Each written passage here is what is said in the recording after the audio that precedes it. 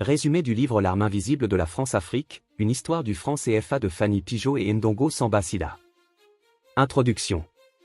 Le livre, L'arme invisible de la France-Afrique, analyse le rôle du franc CFA comme un outil de domination économique et politique de la France sur ses anciennes colonies en Afrique.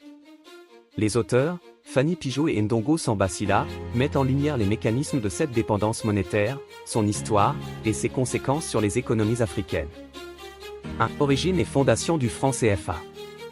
Le franc CFA, franc des colonies françaises d'Afrique, a été créé en 1945. Son objectif initial était de maintenir les économies des colonies dans l'orbite française après la Seconde Guerre mondiale. Ce système monétaire garantit à la France un contrôle sur les finances et les politiques économiques des pays africains utilisant cette monnaie. Mécanisme du franc CFA. Aux parités fixes avec l'euro, anciennement le franc français. Aux réserves de change déposées au Trésor français. Aux interdépendances économiques qui limitent l'autonomie des pays africains. 2. Conséquences économiques et politiques. Les auteurs expliquent que le franc CFA limite la souveraineté économique des pays africains en freinant leur capacité d'investissement et leur développement industriel, renforçant les échanges inégaux avec les pays occidentaux, empêchant une réelle diversification économique. Il souligne également que cette dépendance monétaire contribue au maintien de régimes politiques autoritaires en Afrique, soutenus par la France en échange d'une adhésion au système CFA. 3. Critiques et alternatives. De nombreuses voix, notamment des économistes et des activistes africains, dénoncent le franc CFA comme un outil néocolonial. Les auteurs proposent des alternatives. La création de monnaies nationales indépendantes. Une collaboration régionale renforcée pour concevoir une monnaie africaine commune. Conclusion. Le franc CFA est décrit comme une « arme invisible » qui perpétue la domination économique et politique de la France en Afrique.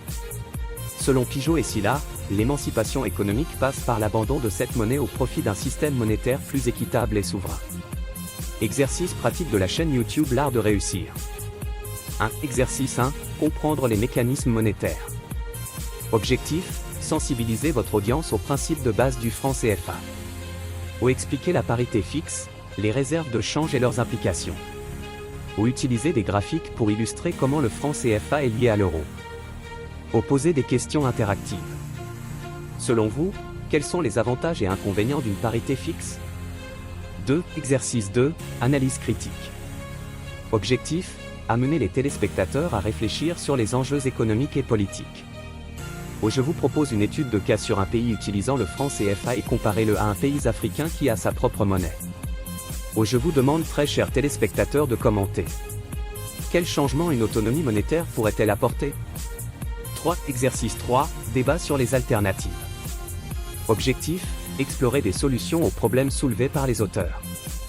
Ou organiser un sondage sur les alternatives proposées dans le livre, monnaie nationale, monnaie régionale, etc.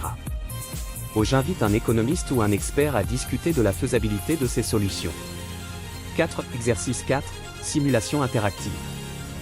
Objectif, mettre en pratique les connaissances économiques. Où je crée une simulation où les téléspectateurs jouent le rôle de décideurs dans un pays fictif qui doit choisir entre adopter le franc CFA, créer une monnaie nationale, rejoindre une union monétaire régionale, ou montrer les avantages et les risques de chaque décision. 5. Exercice 5. Action citoyenne. Objectif, impliquer les spectateurs dans un changement concret. Où je vous encourage à vous renseigner davantage sur le franc CFA et son impact. Où je propose des ressources pour approfondir le sujet, comme des pétitions ou des campagnes de sensibilisation. Ces exercices permettront de vulgariser le sujet pour notre chaîne L'Art de réussir tout en engageant notre audience dans une réflexion profonde sur l'émancipation économique et politique.